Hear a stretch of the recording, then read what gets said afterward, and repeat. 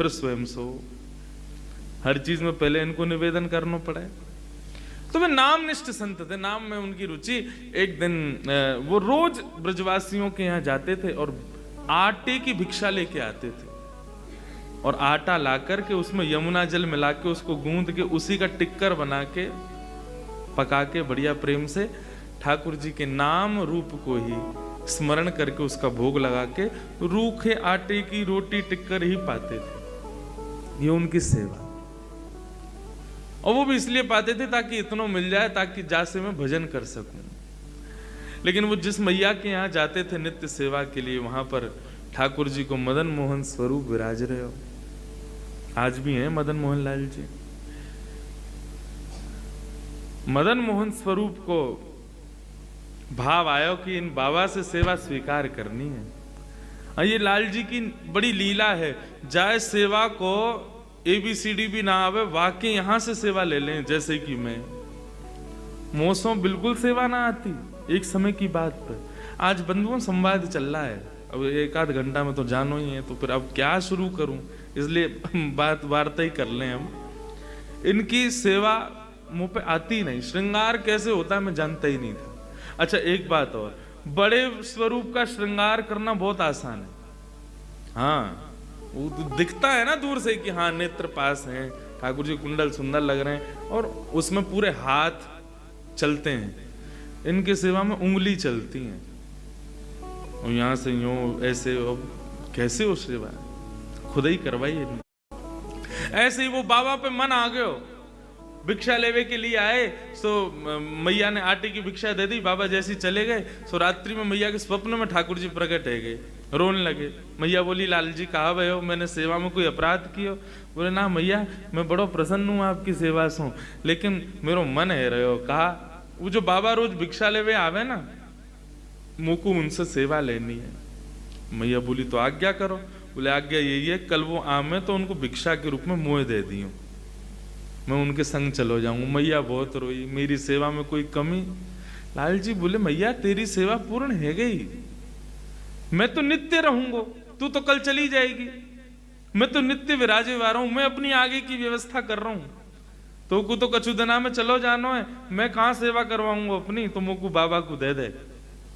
मैया बोली मेरा तो मन न माने, आप मेरे हृदय हैं। बोले प्रभु आप कृपा करो, मुझको उन्हीं को दे दो। दूसरे दिन बाबा जैसे पधारे, मैया रोती रोती गई, बाबा तुमने कहा कर दियो, कोई टोना टोटका कियो? बोले कहा मैंने कहा कियो मैया? अरे मेरो लाला रो रहा है, रात भर रोयो कि मुझको बाबा के पास जानो, उनके पास ही रहूंगा, उनसे सेवा लूंगा।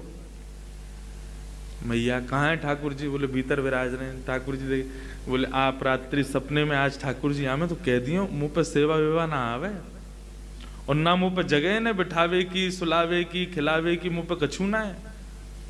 भोजन के नाम पे केवल या सूखे आटे में यमुना जल मिला के वही की टिक्कर बना के पाऊं मैं। अगर इनको स्वीकार हो, मेरी कुटिया में नेक सी जगह वहां में बैठनो स्वीकार हो, न सैन सैया है, कछू ना है मेरे पास, ये सब व्यवस्थाएं मेरी हैं। यदि इनको स्वीकार हो तो ले जाऊंगा, नहीं तो मैं अपनो नाम जप में ही प्रवृत्त रहूंगा। भैया ने कही हाँ तुमने बढ़िया बताई, बढ़िया मैं बता दूंगी, बहुत बुरी व्यवस्था है, मना कर दूं, मत जा। रात्रि में ठाकुर जी प्रकट हुए, मैया तेने दियो नहीं? बोला अरे बाकियां कछु व्यवस्था ना है, छोटी सी कुटिया में रे, भोजन पानी कछु करे ना है, तुम्हें कछु खवावेगो ना, तुम्हें 8-8 बार भोजन करनो दिन में। कल हमारी समधन कह रही है, इतने बड़े बड़े उनके सामने, श्रीनाथ जी के सामने वो हमें मोहन थार, सागर और एक आध नाम है भर भर के हमें। गोवर्धन पूजा पे तो नियम है, जब तक ठाकुर जी की नाभि ना ढक जाए इतना ऊंचा ऊंचा भोग लगाओ ठाकुर जी के आगे। कितनों खावे, फिर वो को पेट ना भरे, 8-8 बार पावे दिन में। खावे को बड़ो प्रेमी। बोले तुम इतना खाओ, बाबा कैसे खवावे को? बोले मैया चाहे कछु नहीं खवावे, चाहे मुंह को एक कोने में रखे, मुंह को नवावे धुआवे ना, लेकिन मुंह को वहां से सेवा चाहिए, वहां की सेवा में सुख मिले।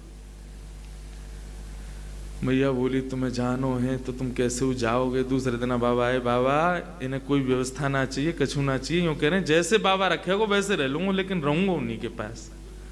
बाबा बोले ठीक है लाओ दो।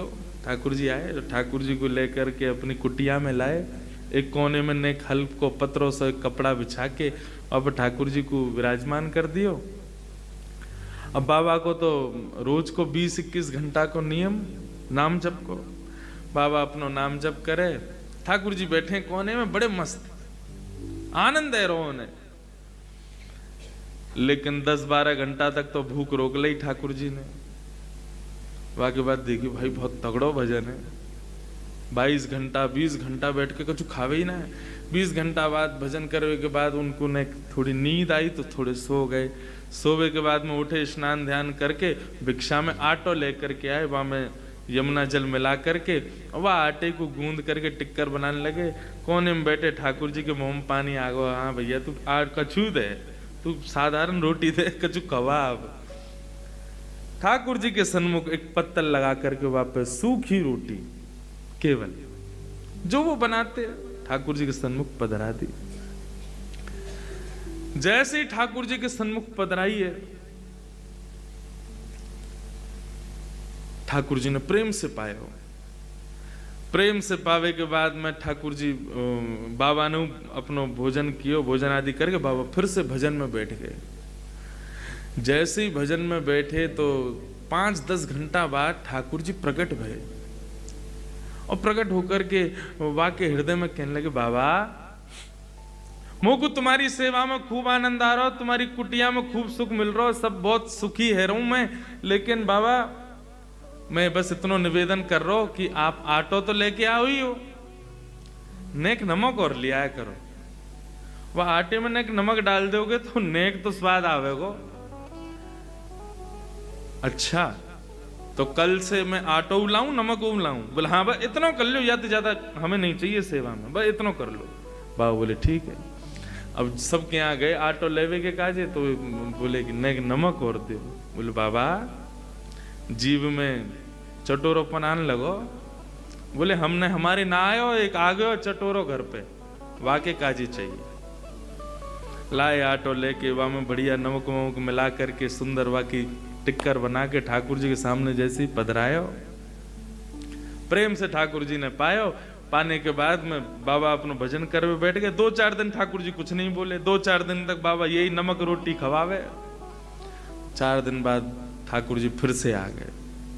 बाबा अब का भयो? बाबा सब ठीक है,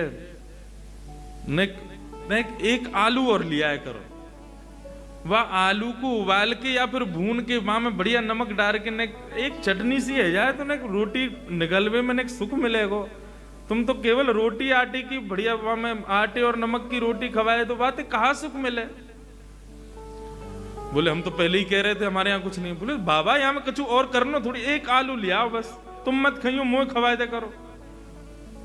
बाबा बोले ठीक है। दूसरे दिन गए तो फिर भिक्षा में आटो भी लाए, नमक भी लाए, आलू भी लाए।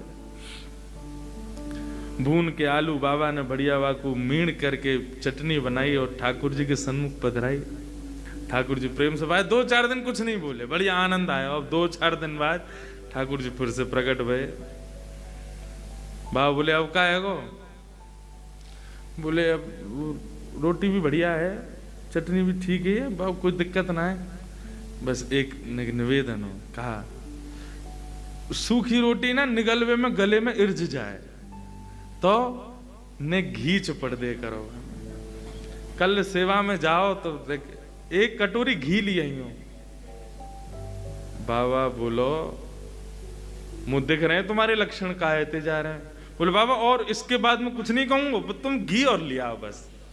दूसरे दिन बाबा घी भी लिया है। अब रोटी बने, आलू की चटनी बने और उनमें घी डले। ठाकुर जी प्रेम से 10-15 दिन कछु नहीं बोले। एक दिन ठाकुर जी फिर प्रकट भये।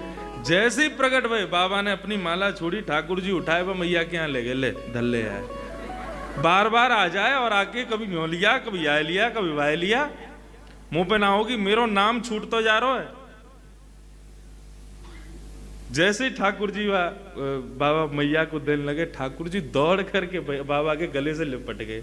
बाबा तुम जैसे रखोगे रहूंगा, लेकिन रहूंगा तुम्हारे पास, अब ना जाऊंगा कहीं। कैसे कृपालु हैं, कैसे दयालु हैं नाथ। हमारी कैसी भी सेवा हो, वो हम पे कृपा है ठाकुर जी की। धीरे धीरे हम सेवा में बढ़ोतरी करें, धीरे धीरे सेवा में कछु सुंदर प्रदान करें, लाल जीवा को स्वीकार करें, लेकिन फिर भी हम कैसी भी कर दें, ठाकुर जी कभी कुछ शिकायत ना करें। और ये ऐसे ही हमको होना चाहिए।